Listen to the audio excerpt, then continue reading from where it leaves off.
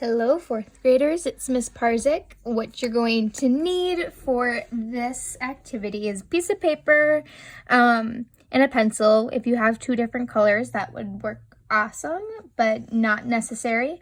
We are going to kind of talk about and debrief about our experiment with the boiling water, about does water change form. So that is the experiment we're going to be talking about today. Go ahead and pause the video here so you can get this drawn on your piece of paper.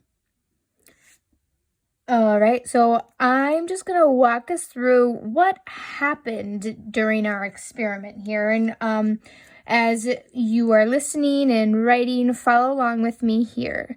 So right away when we put our water in our glass and covered it up, what we noticed what was happening is we had some steam kind of going up from our hot water. So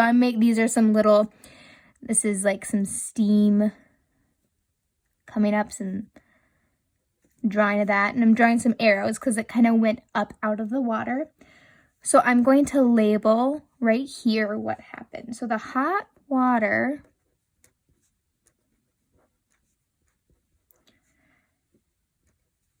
started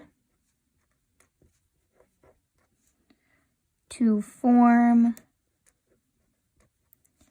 steam. So when we put that hot water in, we noticed that like this part of the glass started to kind of get foggy, right? Kind of like when you take a shower, how the mirror gets foggy. So that's what happened first in our jar, right? All right, so I'm gonna move down to this one. Second, what we started to notice and what we started to see is like these water droplets forming and getting bigger, right? There was first some little ones and then they kind of got bigger, right? So I'm going to draw some pictures of some little ones, some big ones. So second, the steam that was fogging up this glass, right? Our glass at the beginning started to make water droplets, right? And then don't forget, if I'm going too fast, pause the video, okay? I want to make sure that you get all of this in. Started to form water droplets. I'm going to underline water drops, right? Okay, so then that happened. And then when we put our ice cube on, what did we notice? The big thing that happened here is our water drops started to drip. And this is the important thing that we wanted to see. So I'm going to make my water droplets and then make some arrows going down. So the water drops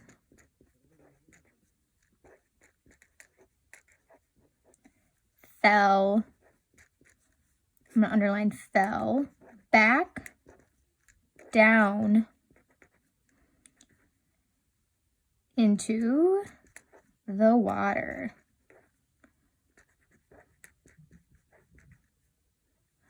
All right, I'm going to pause here and make sure you have all of that recorded. All right, so this is what our experiment was doing, right? This is what we were seeing. So we had some water turn into steam. It formed some water droplets, and then the water droplets got so big and so heavy that eventually they fell right back down into the water. And what this experiment was showing, one, does water change form? And I think we know the answer to that, which is yes, it turned into steam, and then it came back down into water, right? And then second, this experiment models the water cycle, which is super cool. So what we're going to do next is we're going to get a second piece of paper out and we're going to draw the water cycle and see how it connects to these three parts of the experiment. All right, so grab your second sheet of paper and then we're going to draw a model here. As you can see, I have a masterpiece in front of me. Just kidding. draw a model that looks similar to this. You can spend some more time perfecting it, making it look a little bit nicer, or you can do a quick sketch like I did. Main parts that you need the sun, 2 clouds, some rain, some land, and some water. And I put a little tree on my land here. I'm going to label at the top of my page, and you can use a full sheet. I did a half sheet so you can see it in this video. So I'm going to label this water cycle. So you can go ahead and pause the video so you can get this all drawn in, and then we will begin. All right, so let's start here at our rain, all right? And we know water can come down from the sky in multiple ways, right? Rain, snow, sleet. In Minnesota, we kind of see it all, right? So we're going to take our arrow and we're going to put it down because it's going to go down to the ground. And this, you probably have heard this word before. It's precipitation. So water coming down from clouds in any form is called precipitation. I just want to make sure I'm spelling this right. Precipitation, all right? So make sure that you are labeling this water cycle with me. Then what happens next is the sun heats up that water that fell on land, and it heats it up and turns it into water vapor, like steam or fog, and that goes back up into the sky, okay? And that's called evaporation. And we have seen evaporation in 2 experiments. Try to think, which experiments have we seen evaporation in? So we're going to label that evaporation. And then what happens is the water vapor condenses, all right, and kind of clusters together, and that's how we get clouds. So I'm going to do my arrows here, but it's all in this kind of cloudy area, and I'm going to write condensation, condensation. That's kind of how I remember what that means. Condensation. Ooh, I'm not going to run up. There we go. So, and what happens is as that, you know how that water kind of got heated up from the sun and moved up. Once it's up in the atmosphere, in the sky, it starts to cool down again.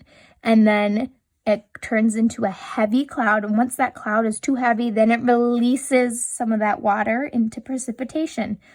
And we keep going over and over again in this cycle. All right, so that is what our water cycle looks like. But what I want us to take a look at is let's look at both. I'm going to see how I can make this work. We'll start with one at a time.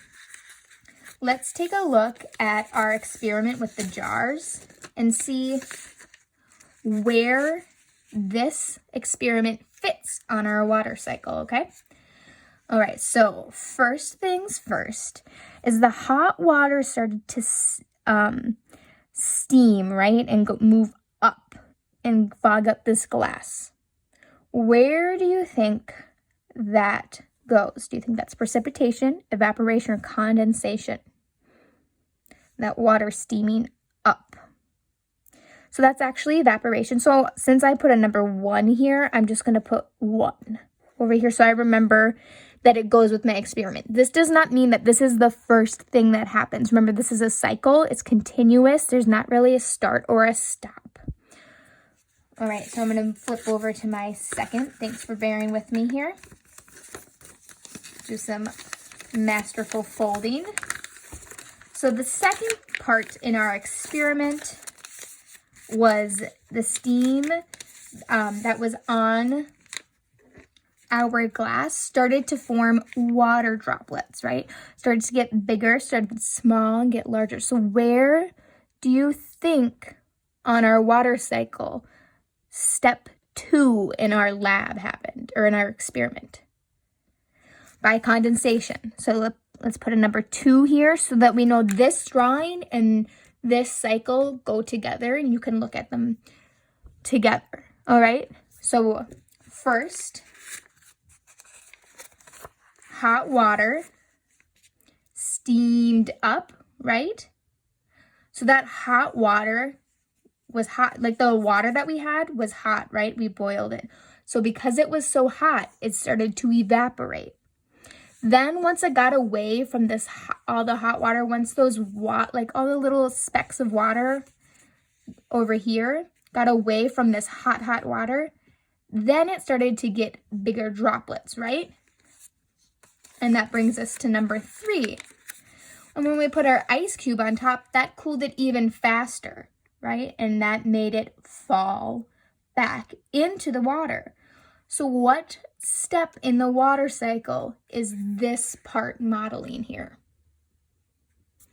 I think this one's pretty obvious. It's the only one left, precipitation. So number 3. So water, our experiment of does water change forms right here is actually the water cycle in a jar, which I think is pretty cool. All right, so when you're done drawing your water cycle, why don't you go ahead and go back to the learning board. There's a YouTube video that I would like you to watch. It's a catchy song that gets stuck in my head, but also really explains what the water cycle is all about. And then when you're done with that, take a picture of your water cycle and post it to Seesaw.